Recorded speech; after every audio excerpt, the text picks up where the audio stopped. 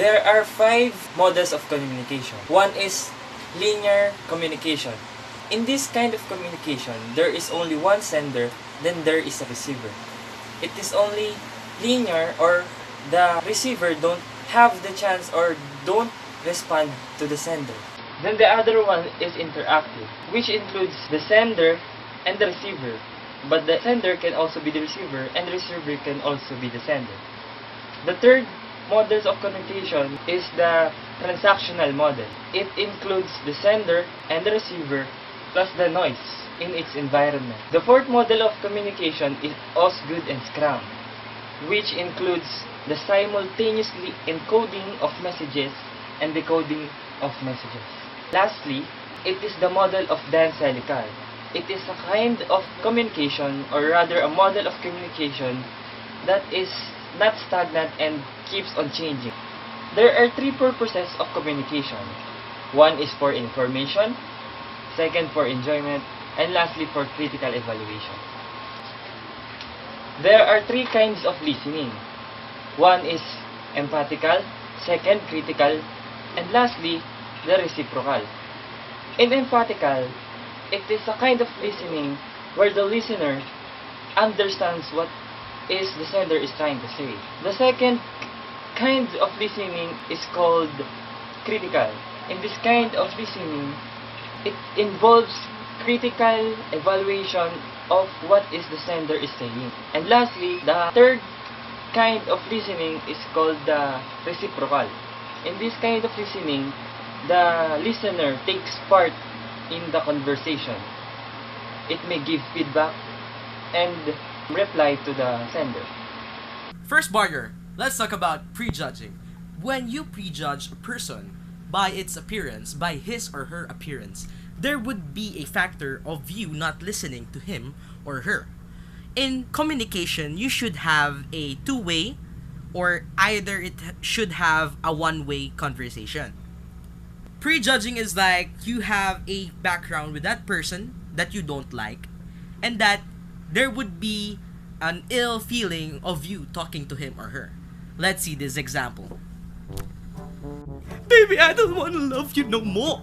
I want this relationship to end right now. But baby, I love you. Don't go, baby. I love you. No, we done. We done, boy. We done. No. I love you. I love you so much. No. A few moments later. Hey man, is that your ex? Yeah, she my ex though.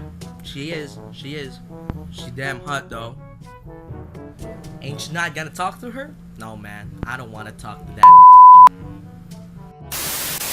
Barrier number 2. Let's talk about criticizing delivery and physical appearances. When you're criticizing your speaker, we usually tend to criticize the voice or the delivery of the speaker. We usually listen to people who have high volume yet soothing voice against a person who has a low volume and a high pitch. Am I right? So, when there is a problem with your voice, whether it's pitchy, or not pitchy, the listeners will usually criticize you for that. Another barrier for this is the physical appearance. If the person, for example, you're a teacher. If you're a teacher and you are going to class with just your t-shirt, your polo, and then you're on your shorts, your daily shorts, your commuter slippers, your students will tend to lose their interest to you. That's a big common factor that usually are not seen in teachers. Right? Let's go. Barrier number 3. Listening too hard. When you listen too hard on the speaker, you're taking notes of all the words that he was saying and you didn't analyze what he really said. That's a big problem.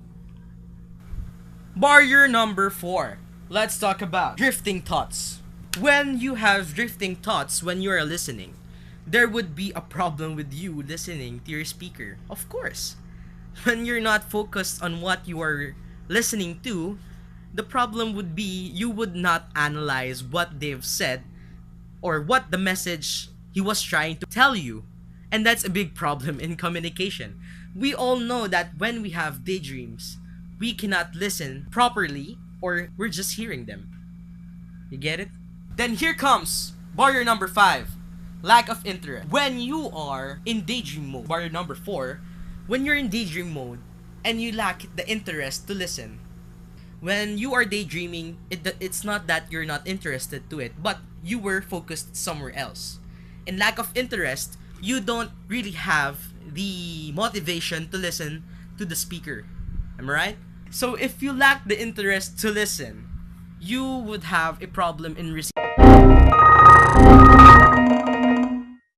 For you to overcome your barriers, first is to adapt to speaker's delivery. If you know your speaker has low volume and a high pitch, you should adjustment wherein you could understand thoroughly. You could go forward, you could go backward. If it's high volume, you could go. You could tell him that his voice or her voice is very high pitched, or they could fix something about the sound system, whatever. So let's proceed to number 2. Number 2 is about avoid jumping to conclusion. When your speaker said "I love you," you could think that you are being told that he loves or she loves you, but he or she may be saying that "I love you as a friend," right? So don't jump into conclusion. It's gonna hurt you. Number 3, in overcoming your barriers, keep your focus. Like I said, if you're daydreaming all day and you lack the interest, you would lose the ability to know if the sender is really telling you "I love you." Maybe he was really saying it for real. But when you don't have the focus and then listen to him, you might lose the chance of your life. Yeah. Overcoming barriers. Number 4, avoid overacting emotionally to a message. When, like I said, when a person said "I love you," don't like, "Oh my god, I love you too," you know? Like, "I love you so much." But if you put your always set aside your emotions and then tell whether if he is really saying "I love you" to you. So that is it for this day. Thank you for listening, and I hope you enjoyed watching my video.